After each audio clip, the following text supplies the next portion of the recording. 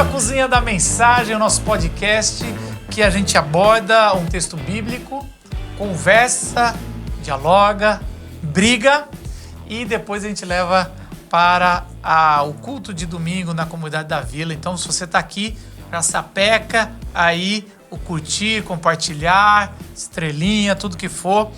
Aqui é o Marcos Botelho, vou apresentar minha mesa de lá para cá. Me fala um negócio. Paulo, tudo bem? Tudo jóia. Defina ser pai em uma palavra. É sério mesmo? É. Já deu mais aí, ó. É sério mesmo? Deu 3. É isso, uma frase. É sério mesmo? Foi isso que você falou quando você pegou? Foi pai? Não, vou dizer uma pesada, mas que eu tenho certeza. Não, Dá calma, um medo? Gustavo, calma. Ser pai é sofrer. Ser pai é sofrer. Caramba. Nossa, que bombagem. E aí, Gustavão, tudo bem? Fala, Marcão, joia? Gustavo, quando você percebeu que era pai, uma frase assim. Medo, uma palavra. Eu falei isso. Falei, não, peraí. Não, peraí, sério. Peraí. Mentira. Eu falei, juro. Tipo assim, mentira. Não de mentira. Foi tipo assim, não, pera. Aí eu tinha uns amigos perto, começaram, aí eu, não, pera, sério. Minhas pernas começaram a fraquejar, assim. É, Aí eu mano. procurei um lugar pra Perdeu as estruturas? Baixou a pressão. Perdi. Zé, tudo bem? Tudo bem. Quando você foi pai? Que uma frase, uma palavra? Cara, eu tava. A Isa me lembrou que eu falei assim, né? Vamos ter outro filho? Daí ela falou, não sei, é difícil. Daí eu falei, não, vai ser tranquilo, né? Brincando, assim. Claro que pra ela é bem mais difícil. Daí ela falou, Zé, você lembra como você tava quando você tava prestes, o Matheus estava prestes a nascer? Daí eu falei, não. Eu lembro. Ela falou, eu lembro. Eu tava passando mal, eu fui no banheiro, jogar água no rosto, assim. Eu tava pior que minha esposa. Não na hora, mas isso eu não vi. Mas antes, cara, você tava muito pilhado mesmo. Né? Ah, tava, né?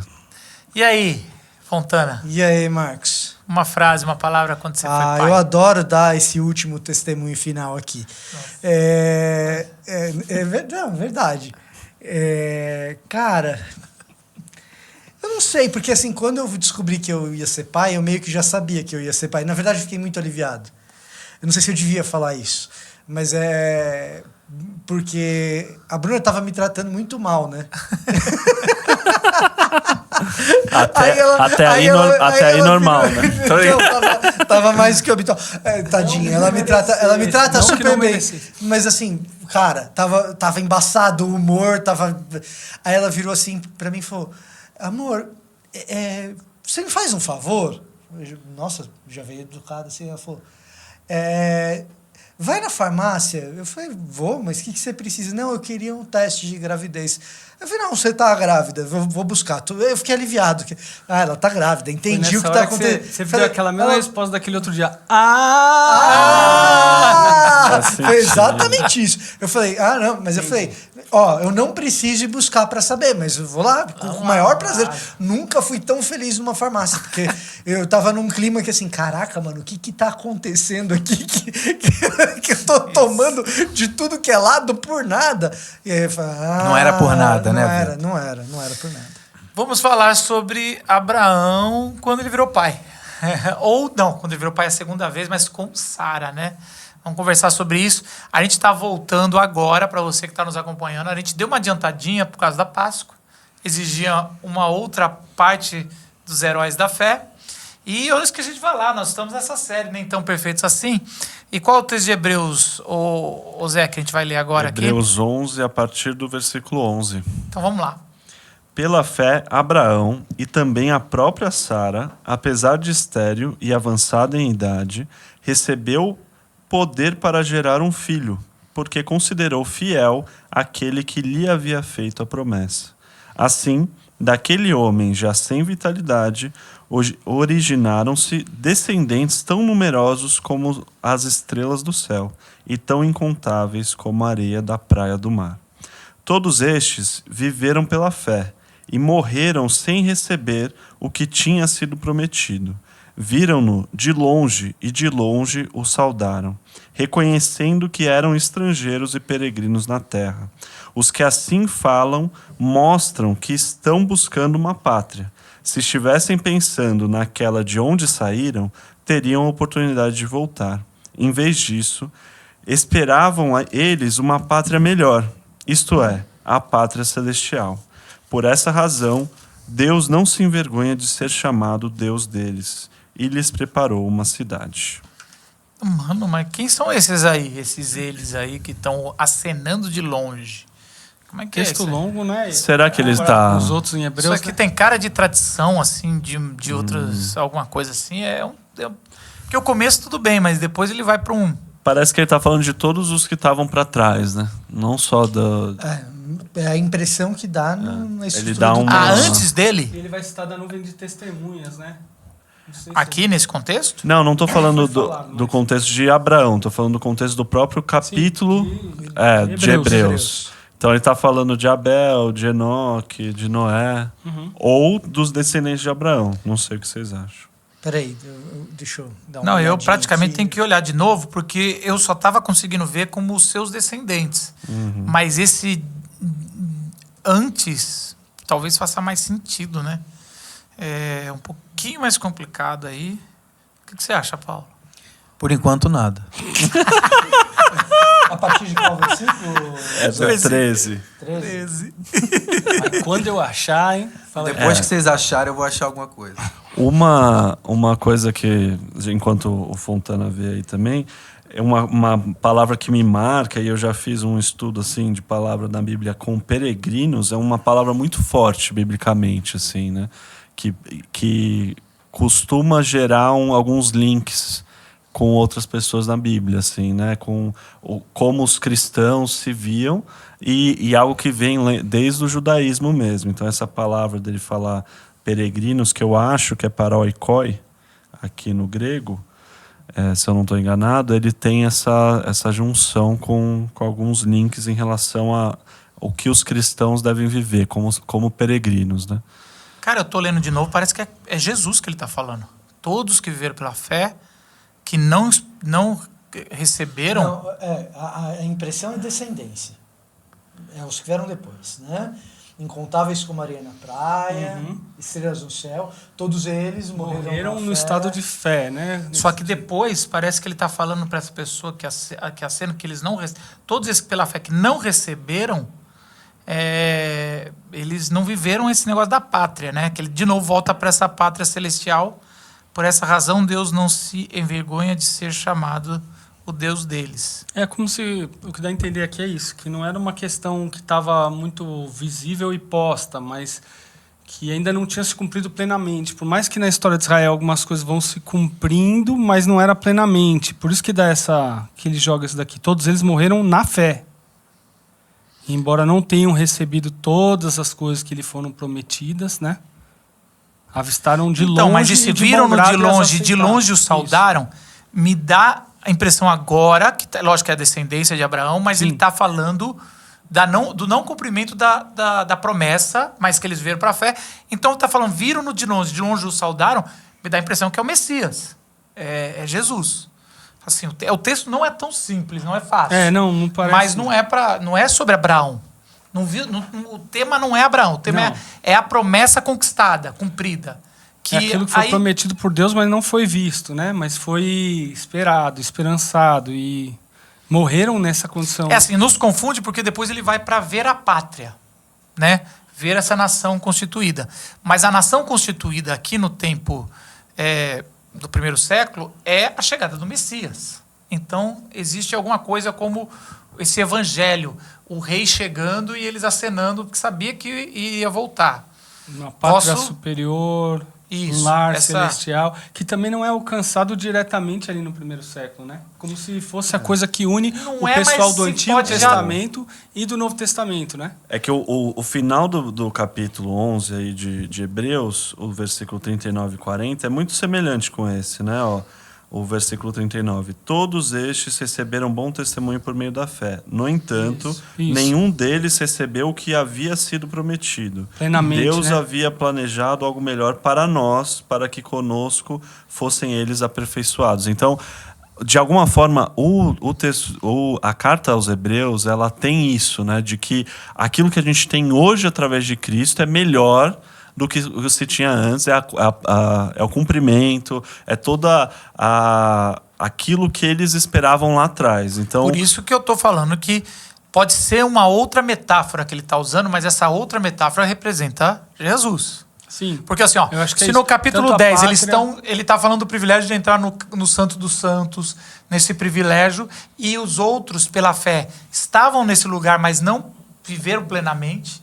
Então mas eles continuaram na fé, mesmo não experimentando o cumprimento da fé, acenando para o dia que essa pessoa iria fazer essa união dessa pátria, né, do reino do alto com o reino da terra. Vamos lembrar que ele fala antes, no versículo anterior ao 11, sobre essa cidade que tem alicerces, cujo arquiteto e edificador é Deus. Então ele está falando dessa cidade que está se estabelecendo ali, que depois João vai falar que ela ainda também vai chegar, que é a Nova Jerusalém. Mas o reino de Deus, o evangelho, é tudo uma coisa única. Mas é bonito, né, a maneira como ele fala aqui. Não sei se o Paulo, como nosso poeta que ele esses trechos que ele dá essa explicação, quase que ele para pensar, ele coloca os caras que ele está falando, as testemunhas, as pessoas de lado, e pensa assim, nossa, essas pessoas, né? Ele faz um parênteses aqui,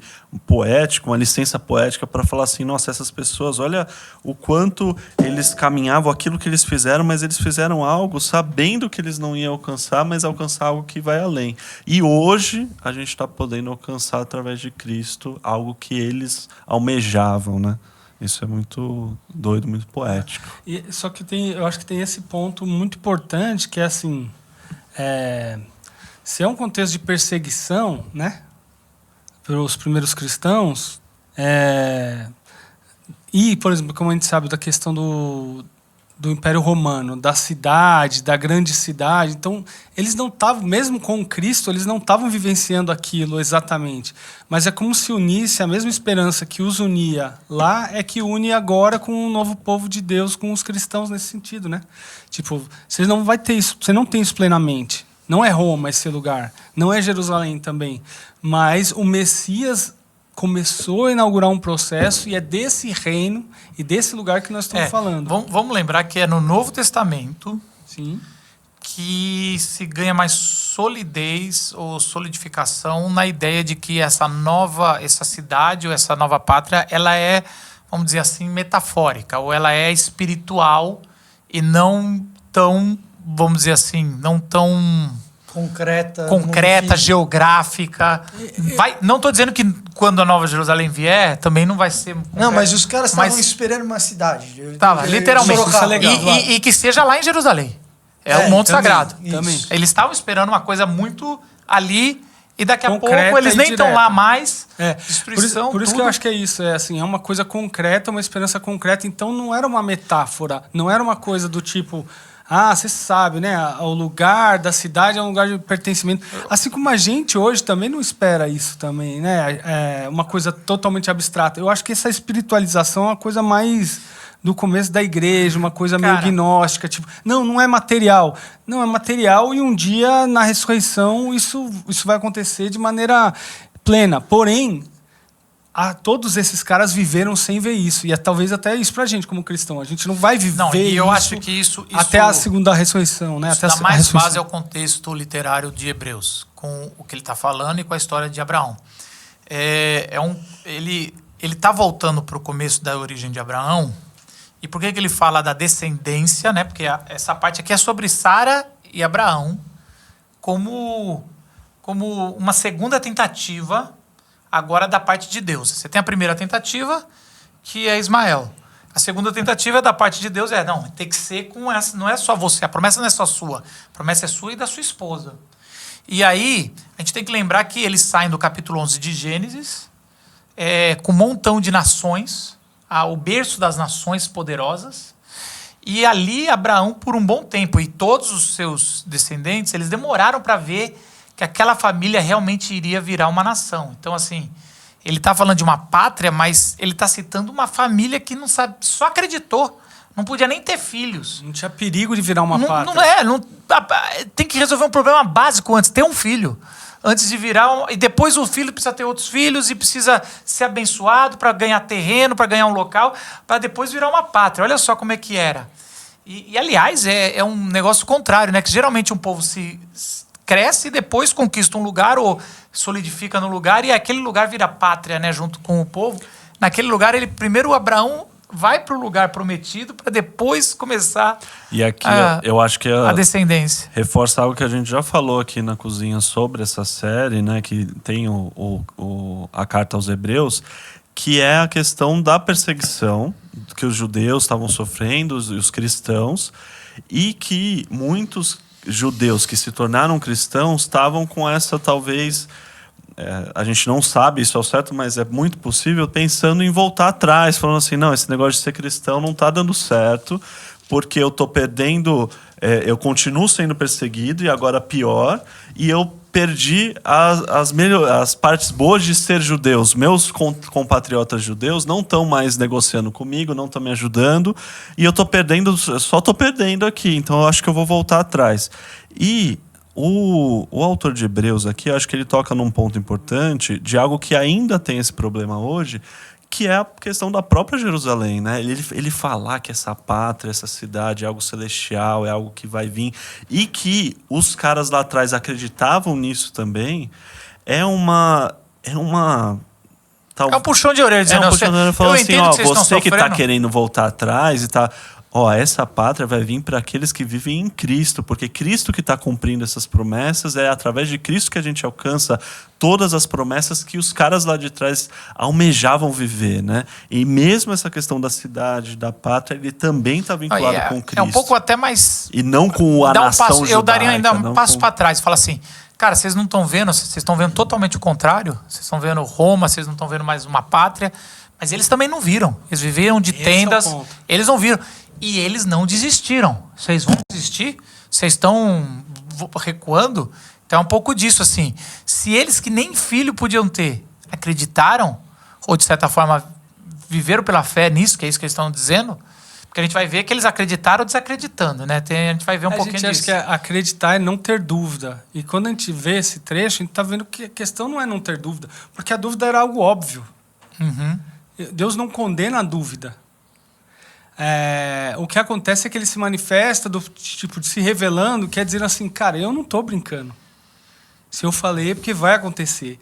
Mas eu vejo isso, né, em vários momentos, como se Deus sabe que a dúvida é a nossa primeira natureza. Por isso que Jesus fala, não temam, né, quando não se turbe o coração de vocês. E o interessante vai vir a dúvida. Eu vejo muito na narrativa bíblica até um passo a mais de Deus, dele falando, não é desse jeito, mas eu vou deixar e vou até botar meu apoio aí, mas vamos vou ver dar uma concretude nesse momento. Você vê isso muito em Saul, eles querendo um rei e meio que Deus falando, caramba, eles não estão rejeitando você, o profeta estão me rejeitando. E tá bom, vai lá, pega o Saul, vou pegar no... Às vezes eu falo assim, gente, o povo escolheu Saul, aí os caras mais literalistas, quem escolheu o Saul foi Deus, mas a narrativa toda tá assim... Vai lá, gente, pega esse cara que é o perfil perfeito para vocês, que vocês estão falando, que eu vou dar todo o apoio, vou descer o Espírito Santo. Deus também escolheu os caldeus para destruir Israel. Então, assim, tem umas coisas, cara, que desculpa, mas assim... Faltando já. Deus escolheu, mas quer dizer que vai ser bom. Calma. Chegou de sono. Chegou. Agora ele acordou. É uma leitura romântica do texto bíblico que, assim, enquanto a gente é criança, tal, beleza. Mas, e de verdade, até precisa ter enquanto mais novo. Mas quando vira adulto, a gente tem que entender que o texto bíblico tem as suas nuances e deveria ter mesmo, porque a gente está lidando com um ser que é complexo além das nossas capacidades cognitivas. O dia que a gente entender Deus por completo, a gente virou Deus. Então tem algumas coisas que Deus coloca ali no meio da história, no meio do texto bíblico, o autor bíblico usa e Deus permite, precisamente para a gente entender, qual que é de Deus de deixar um negócio desse. De escolher um treco desse. Sim. Aí o lance de Saul é muito isso. Mas Deus escolheu Saul. Sim, Deus também escolheu os caldeus para castigar o seu próprio povo. Deus escolher Saul é quase um iconoclasta, né? Ele tá querendo quebrar os ídolos das pessoas que estavam querendo um rei no perfil das outras nações. Tem desculpa, um pouco disso. Não, dentro disso que eu acho que é muito interessante isso mesmo, porque a narrativa é o que o Marcos falou junto com o que o Fontana falou. A narrativa ela dá o contexto desse Deus escolheu. Porque não é um Deus escolheu, portanto é bom. É Deus escolheu, então vocês querem um rei. Perfeito. Então tem que ser um cara que vocês querem ficar admirando, igual as outras nações têm. Então eu vou dar um cara que é a estatura acima do normal, eu vou dar um cara que é... Não, e a gente pega nessa nossa mentalidade moderna... Mesma coisa com os Por exemplo, caldeus, mesma coisa- né? mesma- A navalha alugada a que eu vou mesma coisa trazer. é o texto... isso. Mesma coisa é o texto do endurecer o coração do faraó. Sim. Aí a gente pega e faz uma lógica. Tá Moral, vendo? Deus né? nunca deixou o faraó se arrepender. Ele queria que ele na sua presciência, amarrou e condenou ele para o inferno. Ou pra... Cara, O texto não tá falando o texto isso. nunca falou isso. E, por outro lado, Deus meio que dá toda a chance para o faraó. E para um outro ponto de vista, uma hora Deus fala... Cara, eu vou te entregar e agora você vai até o final nessa sua escolha. E o seu coração vai ficar duro como suas escolhas fizeram e eu vou deixar nessa dureza. Então, uma coisa não elimina Não a exclui outra. a outra, Ele verdade. mostra que ele fala, eu vou cumprir o meu propósito. No final das contas, me dá a impressão que... Me dá a impressão não, o texto vai dizer que Deus sempre cumpre os propósitos dele. A volta que isso dá às vezes... Então, agora vamos ler, por exemplo, Gênesis 21, que é exatamente, eu vou te dar uma descendência. Você obedeceu... Isso é um Deus que vai se revelar como pai mais tarde? Quem nunca, né? Filho, você está insistindo tanto. vou deixar, né? Eu vou deixar e vai ser bom para você porque você vai Não vai ser aprender. gostoso. Não vai ser gostoso. Mas você vai ter uma experiência que você vai, né? Quem Não, sabe, eu tô né? nessa Conseguir fase. compreender o que eu quero te Redunda ensinar. bem, né? Meu filho foi Verdade. numa festinha de aniversário. Aí ele levou o álbum dele que ele tá preenchendo. E você tal. avisou. Aí eu falei, filho, não leva. Pai, eu quero levar. Eu falei, filho, deixa eu falar. Você vai esquecer, Vai perder. você vai perder. Não vou perder. Tá bom. Então vamos combinar o seguinte: se você sair desse carro com esse álbum e por acaso esquecer ou perder, eu não vou vir buscar, não vou comprar um outro, você vai lidar com essas consequências. Aí ele já conhece ele mesmo, ele falou, então eu vou só levar as figurinhas novas que você comprou e eu vou deixar o álbum. Ele fez isso, perdeu as figurinhas novas, tranquilo, as figurinhas eu compro outra, mas assim...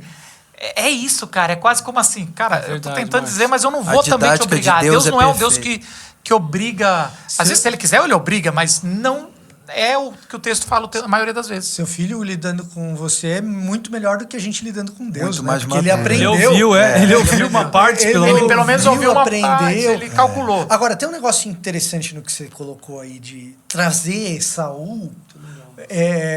Porque a gente está lidando com uma espiral. A gente vem tratando disso desde o início da série. A gente vem tratando de uma espiral de violência. Sim. E quando a gente fala da constituição de um reino, a constituição de uma nação ou de uma pátria, antes da fertilidade vem a capacidade de se proteger e a violência. Então, para você conseguir ter um clã que depois vira um pequeno povoado e que vira uma nação, A única vira uma maneira- pátria, a única maneira é você consegue se estabelecer militarmente para se proteger e a partir disso você tem fertilidade tanto na terra quanto a fertilidade Na de ter reprodução muitos do filhos, povo. a reprodução do povo, de preferência muitos homens, Pra que ter mais sejam exército. para que sejam os filhos como flechas da nossa aljava, para ter mais exército, para que se forme uma nação.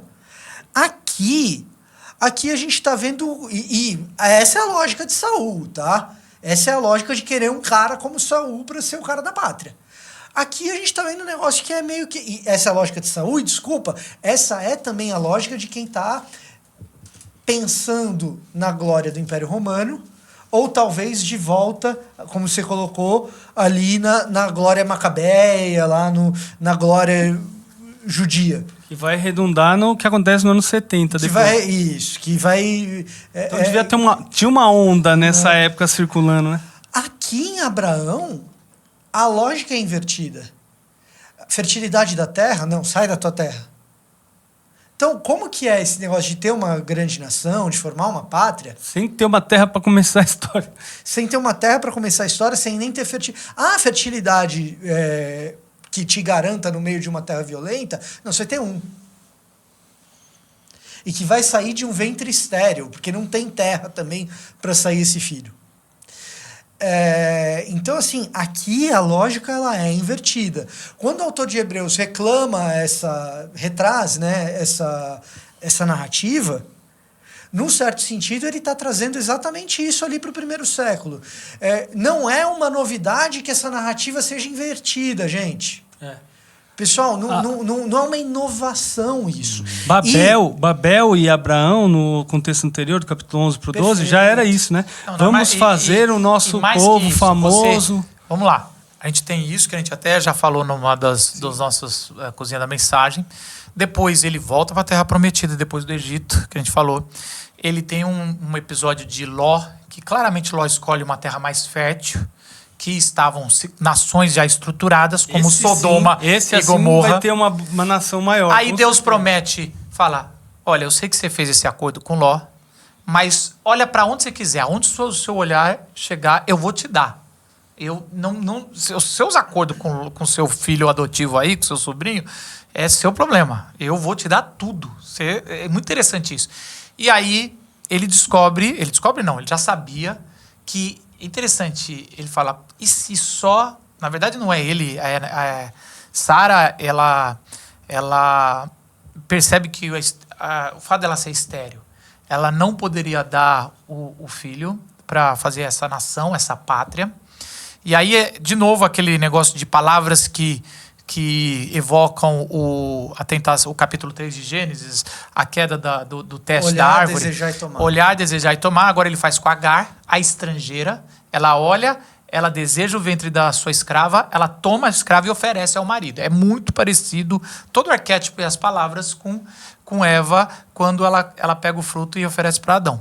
E aí ele tem o filho e Deus fala, não vai ser dessa forma. Nesse episódio, eles abrem uma lacuna no texto para falar de uma grande nação que é destruída, que é Sodoma e Gomorra. E Sodoma e Gomorra tem um papel que, assim, é fundamental, principalmente na cabeça... Parece uma quebra de narrativa, mas não é. Parece assim, talvez alguns estudiosos do século XVIII, a gente estava até conversando antes, falaram isso aqui é um pedaço de texto que foi mal colocado no meio. Não, o texto é muito... E os autores do... delicadamente colocado ali, isso, escolhida essa narrativa. Isso, exatamente. Tá construindo uma nação, alguém improvisou errado, deu jeitinho, e Deus coloca agora de uma outra nação que está consolidada, mas que ele vai virar pó em segundos. E aí você tem toda a narrativa dos 3 que aparecem e consolidam a promessa daqui a um ano. É Canaã, né? Sodoma e Gomorra. Sim. Já é esse sinal do que vai acontecer no julgamento de Canaã na outra volta. Não, mas assim, quando ao longo da Moisés. Bíblia hebraica e no Novo Testamento, isso vai se Sodoma e Gomorra vai ganhando novas figuras de juízo de Deus. O tempo todo, e de figura que é a cidade mais longe é violência e sexualidade corrompida. Então você vai ver ali a estrutura disso aí na narrativa bem estranha para o nosso tempo moderno, que é de Ló, suas filhas e aqueles 2 anjos lindos demais, irresistíveis, que decidem dormir numa praça, mas daí toda a história é feita. E aí volta.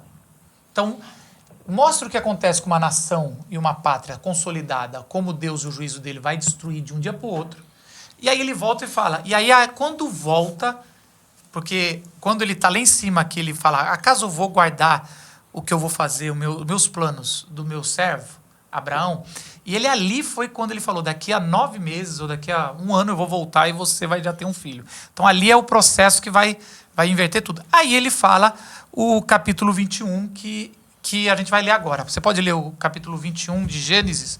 Então a gente tem o contexto de Babel, que são cidades que é o contraponto, que o Fontana falou, mas a gente também tem Sodoma e Gomorra como contraponto de uma nação abençoada por Deus. Gênesis 21. Depois vai ter o Egito, depois tem Roma. Todos os povos. Agora mais Gênesis 21. O Senhor foi bondoso com Sara, como lhe dissera, e fez por ela o que prometera. Sara engravidou e deu um filho a Abraão em sua velhice, na época fixada por Deus em sua promessa.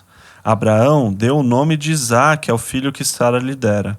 Quando seu filho Isaque tinha 8 dias de vida, Abraão o circuncidou, conforme Deus lhe havia ordenado.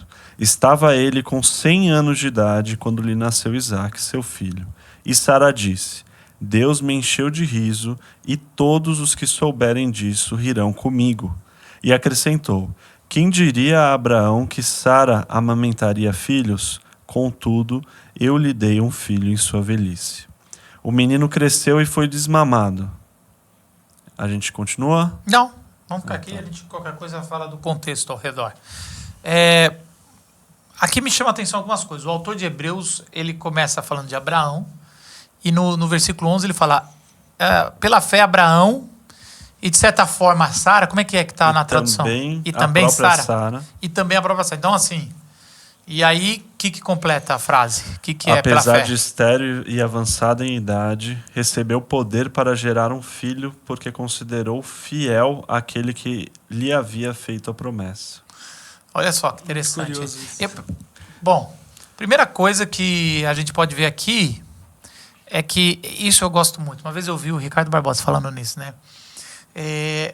Que eles tentam resolver de um jeito dizendo assim, cara, uma cultura patriarcal não foi um absurdo o que Sara fez. Cara, tem um filho com a minha serva, eu pego esse menino depois, e aí a gente vai continuar com essa promessa, a gente vai ter. Eles já tinham feito mais ou menos isso com Ló até então, né? Vamos dizer. Ló, o irmão de Abraão, morre logo cedo, o mais novo, e ele pega e é responsabilidade dele meio que cuidar. Não explica muito bem, mas aí ele deixa isso meio claro como ele cuida de Ló. Para um casal estéril? Tudo isso. Não tem porquê. É só a honra da família, né? Vai ficar com a descendência ali. E é exatamente isso. O texto vai mostrar que Ló foi a primeira tentativa, Ismael foi a segunda tentativa, e uma hora Deus falou, cara, não vai ser, para de resolver. Vai ser através de você. Mano, então esse jeitinho que eles dão para nós hoje, isso é mais absurdo do que seria naquela cultura patriarcal, como você falou, né? Foi isso que você quis dizer. Isso. Não, isso na cultura deles é meio que... É uma violência, ok? Não, o texto está dizendo que é uma violência o que Sara fez. Claramente o texto está falando isso aqui. Claramente ele reprova. Não estou E dizendo... depois dá ruim, não é um negócio, Sim, né? claro. Não só em relação à promessa. Da narrativa falar, tá errado. Não estou falando que só dá ruim em relação à promessa. A relação delas, tudo o que acontece depois dá ruim. Não, e é engraçado que ele fala, deu ruim, você não vai poder expulsar. Ela, como uma dona de escravos, ela poderia expulsar uma escrava por alguma desobediência. Mas como ela fez tudo aquele negócio de ter filhos, Deus falou, vai voltar, Exato. vai. O que é surpreendente no texto é que, dentro do contexto do Antigo Oriente Próximo, o texto trate desse episódio como um episódio de abuso. Aqui a gente está vendo um texto milenar dizendo algo que a gente, como sociedade ocidental, demorou. E ainda parece que hoje tem gente que não entende. Que não é não, precisa consentimento. As duas, entendeu? E aqui a gente está vendo um texto milenar e que, de fato, dentro do seu ambiente é surpreendente, porque nesse sentido, é inovador. Não tinha isso. E o texto está mostrando por meio de uma narrativa... levando o leitor a concluir o seguinte, o que está acontecendo aqui não pode acontecer. Isso daqui é uma injustiça e Deus não está do lado dessa atitude aqui. Muito pelo contrário, Deus vai proteger o outro lado. Acho que cabe aqui até explicar isso, né? Para quem não conhece esse estilo bíblico das narrativas, ele não vai chegar e vai fazer um parênteses falando assim, pessoal, isso daqui é errado, você vai ver o que vai acontecer. Deus tirou não tem isso. Ele não faz esse parênteses para o leitor. O leitor, se esperava que o leitor já ia perceber pela própria consequência narrativa. Né? Eles vão contar uma história oralmente e o final da história você vai saber. Você não pode tentar, você vai ser conduzido. Não, sim, mas nos evangelhos, por exemplo, tem alguns momentos que o cara vai lá e fala, quebra a quarta parede e fala com quem está lendo. Mas a maioria das vezes não. Aqui na narrativa, principalmente do Antigo Testamento, não tem isso normalmente, né? E vai sempre falar assim, vai mostrar a situação com as consequências daqueles atos. A gente chama de narrativa indireta, ou seja, ele vai ou botar símbolos, ou vai falar no nome, ou na grafia, como é que é? Geografia, teografia? Teografia. Teografia, ou de outras formas, ele vai dar dica dizendo, ó, não tá ligado. Quer ver outro Porque exemplo é um negócio que o difícil Fontana pras falou? pessoas. Outra coisa que o Fontana falou que tem que lá, quando ele ficou meio bravinho aqui. Toda hora. Ficou meio bravinho. sempre bravo. Falou assim, isso aí é uma interpretação. Parece. Essa interpretação infantil, literalista, que muitas vezes a gente faz, não que várias vezes o texto é literal, mas Lógico. essa interpretação literalista não consegue enxergar que Gênesis todinho faz uma crítica à poligamia. Sempre que alguém casa de novo, casa com a segunda ruim. Assim, o texto é muito claro. Por isso que o texto começa que Deus criou homem e mulher. É um homem, uma mulher, e ele se torna uma carne. Depois você vai ver, mas o texto não fala claramente que Deus, muito pelo contrário, às vezes ele abençoa a segunda, é lógico que ele tá falando, vai naí, e o texto vai mostrando que, ó, esse primeiro que Abraão vai tentar com a concubina, vai dar ruim. Depois, a gente vai ver Jacó dando muito ruim. E aí você vai ver, de certa forma é um texto mais polêmico, de Moisés, se por acaso ele teve uma outra, também não está bem resolvido ali. E Davi, Salomão, e assim, o texto está dizendo, olha, não é o meu projeto. Se vocês seguirem, eu vou continuar. E é uma Como se fosse dificuldade, Deus dizendo né? assim, né? Vocês têm feito, né, escolhas que depois quem lê a história, quem relembrar tudo que aconteceu, quem vê isso, né, em perspectiva, vai ter clareza de que isso não dá certo. Não são essas as escolhas que eu tinha para vocês fazerem. E às vezes não tão claro para o leitor moderno, né? As pessoas têm dificuldade de entender Sim. isso, de olhar para o texto e falar, nossa, mas... E aqui eu pensei, né? A gente talvez fale sobre Sansão, que é um exemplo claro disso, né? No futuro, quando a gente vai falar sobre A gente é essa proibido série, de falar talvez. juízes não pode falar. Então, não dá, é daí fica difícil, né? Porque conversar. aqui tá na lista de Hebreus Na própria- 11. E Sansão, por exemplo, é uma figura super complexa que o texto não vai lá falando, Super né? ambígua. Que Não, sobre juízes as todo. dificuldades. Eu falo brincando, mas é verdade. Juiz é muito difícil de fazer Mas você teologia. quer ver? ali. Mas Você quer é ver um voltar um pouco? Por exemplo, voltar não, mais pra frente. Mas com Davi mesmo, a questão das várias mulheres. A narrativa de Davi mostra o quanto que essa família é uma família que cresce com muito doente. Distópica. Não, e ruim. Aí você vai pra depois, que é o agravamento disso, multiplicado, que é o Salomão. E aí você vai ver todos os desdobramentos. Você vai ver o trono sendo e morto, assim, um ao outro, já matando isso, irmãos. isso. É E Game assim, of Thrones. e tem um negócio na Torá, Gênesis, Levítico, Números, Deuteronômio. Não é uma moralidade tão banal, mas ela tem, ela tem uma... Tem um lance ali, que é outro lance que, para documento escrito na Antiguidade, é de se coçar a cabeça. Documentos escritos na Antiguidade, em especial documentos fundacionais, que assim, é o documento que é o registro da história de um povo. É só a de uma glória do dinastia, povo. blá, blá, blá. Exato. É a glória do povo, é a glória da dinastia, é a glória dos reis. Gênesis, perfeição. Levítico, Deuteronômio, Números, pulei. Você vai ter um quarteto que é o tempo todo relacionado e o tempo todo criticado. Fama, sexo, riqueza, poder. Tá sempre junto. Tá sempre junto e quando eu falo sexo, é o sexo violento, né? Esses quatro, eles estão sempre ali andando um do lado do Mas outro. era só naquela época. Só que tinha isso. Imagina, Hoje a nossa sociedade imagina que superou se- isso. Hoje já superou o sexo violento. Imagina que hoje em dia isso ia acontecer. Mas você acha? Né? Evoluímos tanto, né? Somos uma humanidade. O ser humano ocidental, o ápice. Mas isso da- é o que da você está cultura. falando, Fontana. É muito legal, como o texto é muito vanguarda, é muito na frente. E isso não é por isso, mas isso traz o elemento da inspiração autoritativa, no seguinte sentido. Cara, isso aqui é muito... Que até hoje não pegamos algumas coisas Exato. de muito tempo, meu Então, Deus. E aí, lá, né, e a muito gente- embora. E aí, E o que é pior, quando a gente não pega e usa o texto porque não entendeu Pra os modos de justificar pensar para a justificar outras poligamia. coisas. Exato. E aí, o negócio da poligamia, que talvez não tenha nada a ver com a pregação que a gente vai fazer, talvez tenha.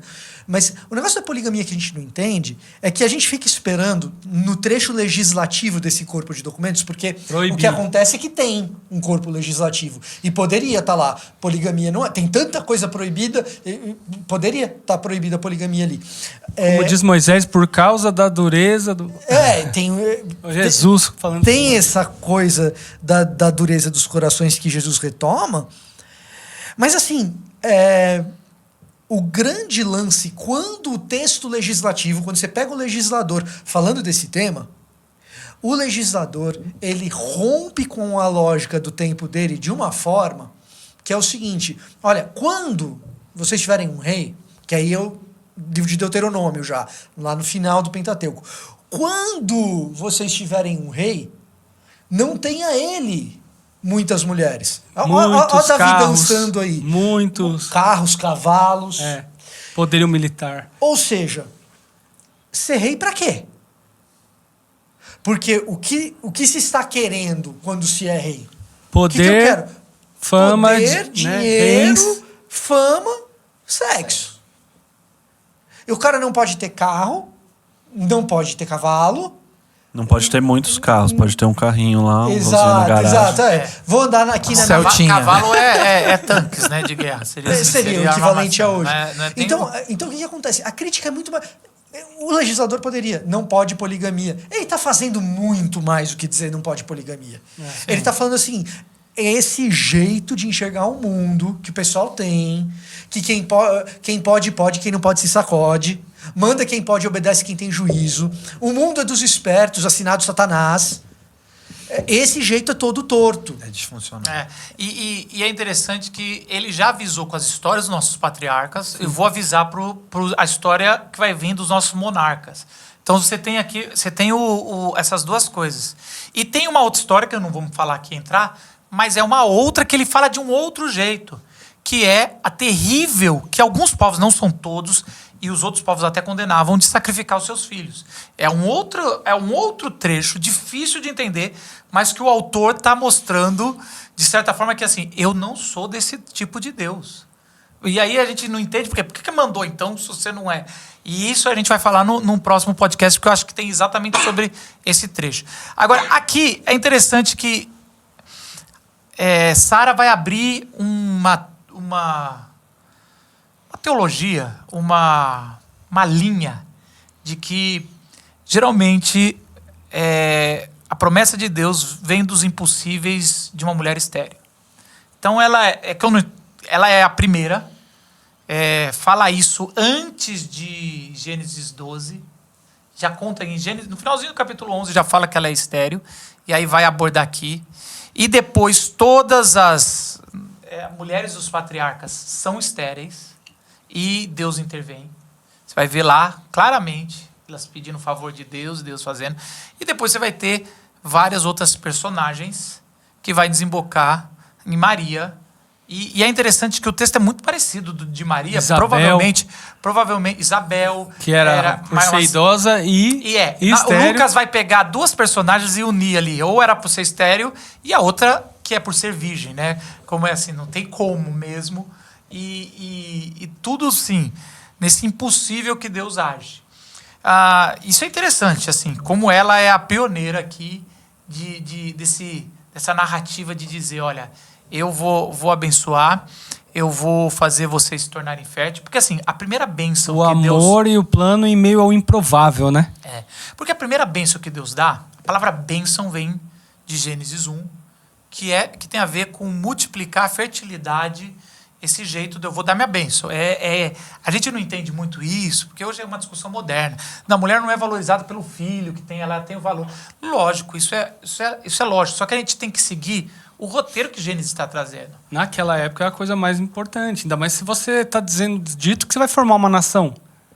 Certo. Em ti serão benditas, né? A partir de você, quem vem aí. Isso. Porque é o problema de Gênesis 1, Sim. 3. Não, e olha que legal. Esse texto que você falou, que é Gênesis 12, a gente se lê ele isolado. Tá vendo? Essa é uma promessa ao homem. O homem é o representante da casa. Deus não deixou ser o homem. Falando, não, é com ela. E o autor de Hebreus está falando, não é só com você, Abraão. Isso aí você já resolveu. Tentou com Ló, tentou com Agar. Não é sobre você. Não é sobre você. Então a gente ainda até mesmo esse negócio de falar o homem, o patriarca, era o representante da família toda. Não, assim, ele tem uma certa... Assim, quando é se falado na narrativa, se fala só como ele representando. Mas, na prática, o texto é muito claro. É ela que recebe o poder. Quando você vai resumir a narrativa, Hebreus fala, né? ela recebeu o poder. Isso. Sendo estéril.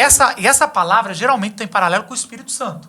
Que é quem vem traz Desce o poder. com poder, né? A Maria também, bendita é ela entre as mulheres. Sara está falando que ela recebeu o favor de Deus. Então, assim, esse é um texto de valorização demais. Porque em Da mulher. Gênesis 3 tem aquilo do teu descendente. Então, foi por meio da mulher, que é o que o Paulo vai juntar lá. Foi por meio da mulher que veio o pecado, Verdade. por meio da mulher vai vir a salvação, né? Isso É é, isso. muito dignificante. E quebra muito essa lógica de, moral Cara, judaico-cristã. pra mim, esse texto fala assim: machista, Abraão, não só. te chamei só por você, não. Eu chamei a sua esposa. Só que o texto não fala isso, mas Isso, está falando. mas tá isso. falando. É óbvio que está falando. É. Vocês querem falar um pouquinho do sorriso? Que eu acho, cara, não sei quanto isso pode nos ajudar, mas é inusitado, tá? cara, aí, é né? muito, porque a gente O geralmente. Abraão sorri, A gente culpa ela sorri, a Sara por ter e o nome do Isaac depois é Deus sorriso. fez sorrir. Né? Mas só que daí é positivo. Então, Então a gente tem a Sara um pouco antes, falando, sorrindo, rindo, né?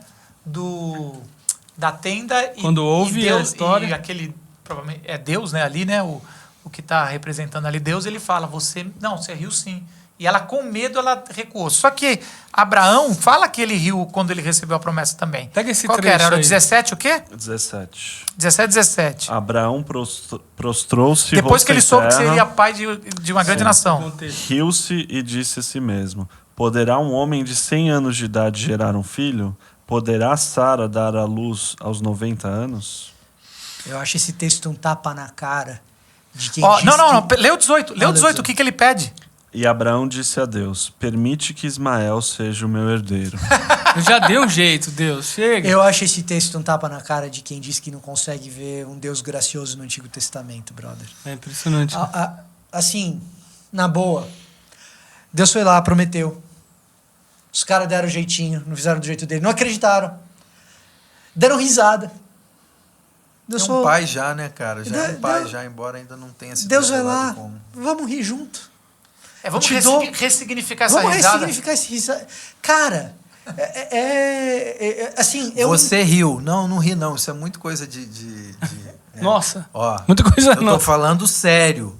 Você riu. Eu faço muito isso com Mas meu você... filho. Não, e ele fala, você duvidou que eu posso te dar um filho, eu que criei todas as coisas? É assim. É. Mas eu acho que isso, Fontana,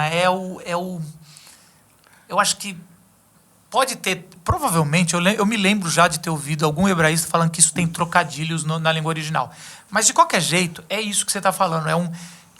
Cara, O fato de ser trocadilho, eu acho que só comprova a Isso. hipótese. eu acho. Mas assim, porque ele aqui vamos ressignificar esse sorriso. É um sorriso de totalmente descrença nos dois casos. E a hora que você vê aquele negócio Sarcasmo. impossível, vamos rir de celebração da graça. Eu De vejo quem- um negócio agora com uma certa licença dentro disso, dessa celebração da graça de quem é alegrado Uhum. ao ponto de sorrir com aquela notícia. Mas isso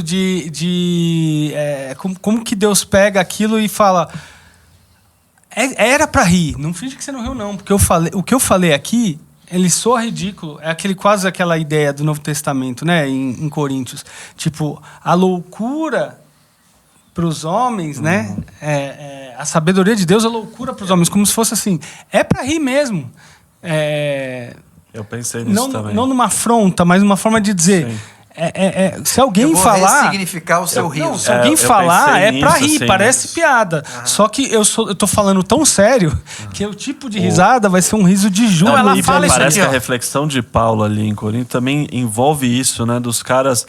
o pessoal de Corinto, vocês estão tentando... Achar lógica. Achar lógica, ou se ter uma pompa para aquilo que Deus age, mas Deus prefere agir por aquilo que não parece fazer jus àquilo que Ele quer que aconteça, Enganando, né? ridicularizando os que são.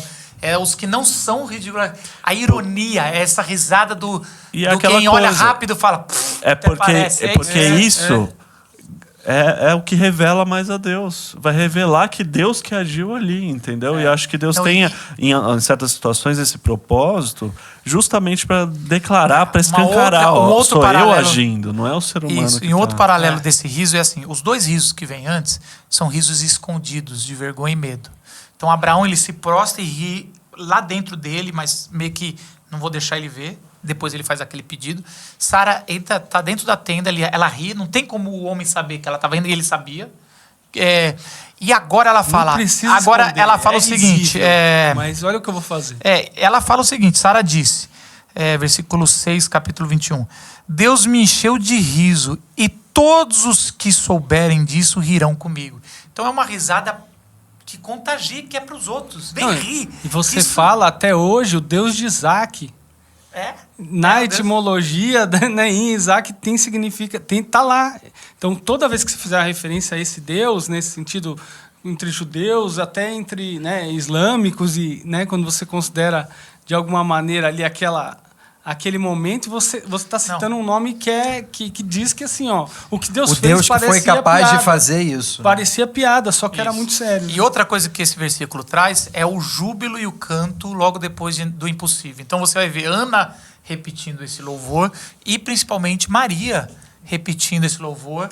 Então é um louvor de... Cara, que é enchido com uma alegria tão grande que se explode em música, louvor, Um em riso declaração. involuntário.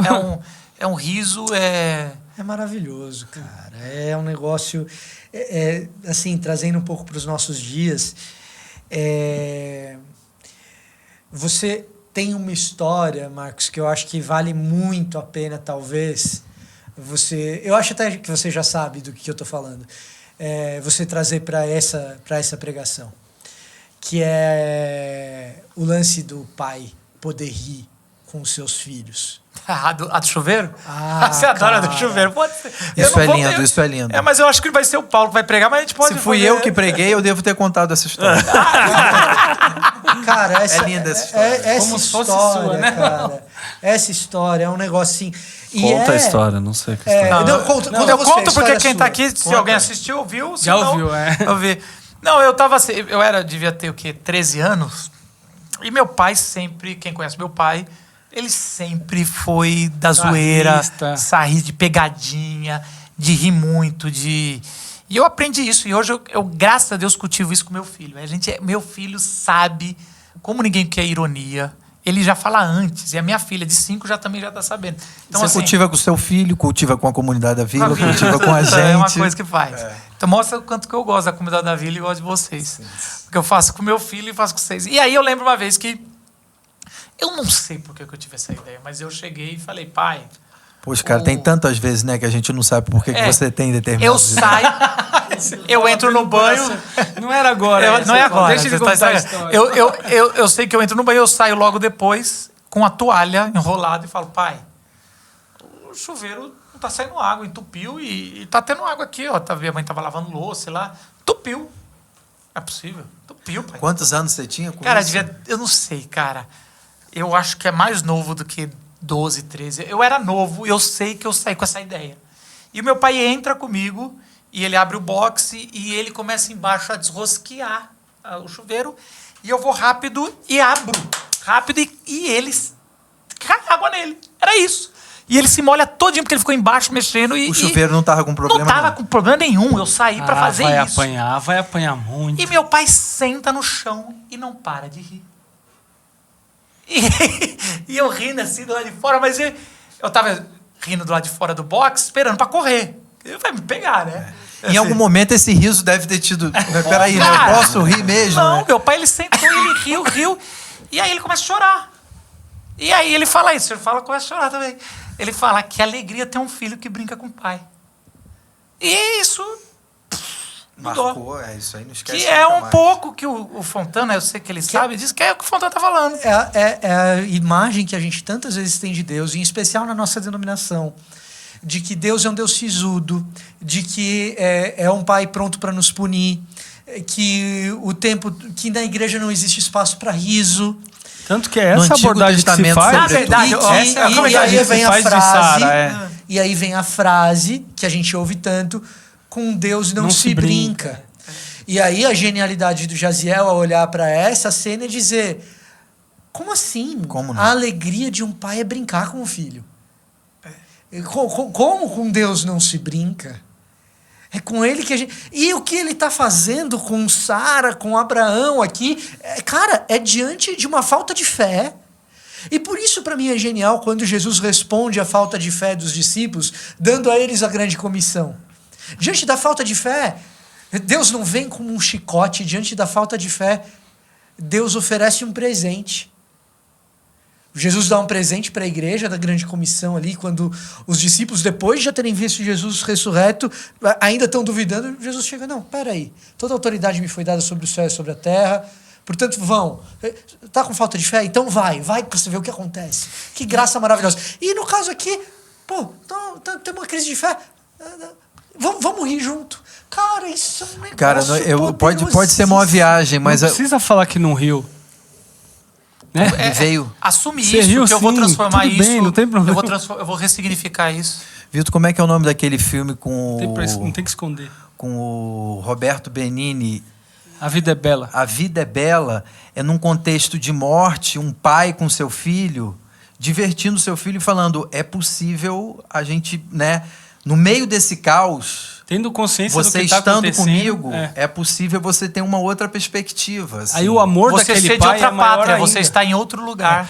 O amor daquele pai é maior ainda porque ele sabe exatamente o que está acontecendo, ele está Isso. tentando proteger o filho e de alguma maneira ele fala, a única saída para eu sobreviver aqui é eu poder fazer o meu filho rir. É a minha missão que me dá O poder força. do riso no meio do caus é fabuloso. Agora, E é Deus nos conduzindo no meio do caos, dizendo, pode ser diferente. Você pode caminhar de uma maneira diferente no meio desse Agora, tão esse complexo. eu, talvez já fechando aqui, esse louvor que Sara faz sobre a risada, sobre ressignificar coisas, e que depois outras mulheres, Ana, Maria, a mãe de João Batista também fala, qual que Isabel. é a risada? Isabel, o nome dela? A gente pode falar que isso se completa quando a gente vai para Jesus, esse júbilo, essa risada, essa alegria, ela não faz apenas quando a gente vira pai, né? Quando a gente tem um filho, mas quando a gente nasce de novo. O nascimento da promessa em nós, ou a gente nascer de novo, ele é para todos. Essa risada, essa alegria. Ajuda a gente a brincar com o pai, né? Essa risada, esse júbilo, esse ressignificar, ele acontece de forma diferenciada para todos nós. Ele não é mais exclusivo de Maria, ele não é exclusivo. Então, logo depois que Lucas narra o louvor, você vai ver louvor de gente de um ancião que encontra o bebê Jesus no templo. Você vai ver uma profetisa louvando a Deus porque viu. E você vai ver reis louvando a Deus porque encontrou na estrela o lugar. E aí, depois os evangelhos, e chegando até nós, pessoas que, de certa forma, na vida, tínhamos as nossas risadas erradas, e aí ressignificou essa risada de júbilo, de alegria, um Deus, e todos verão o que Jesus fez comigo, esse novo nascimento, esse parto que muda toda a história. Então, é um pouco do que a gente vê que o Hebreus está destacando, pela fé. Pela fé existe um nascimento em todo lugar que vai formar uma nova pátria, um novo povo, e esse povo é o que Deus chama de seu povo. Deus abençoe você. Se você gosta do Cozinha da Mensagem, não deixa de comentar aqui embaixo, a gente gosta. Eu gosto de ler pessoalmente. Se você nos assiste no YouTube, fala de onde você é, como você soube do Cozinha da Mensagem. Não deixa de curtir o vídeo, assim o YouTube espalha para mais pessoas, e a gente se vê semana que vem. Tchau!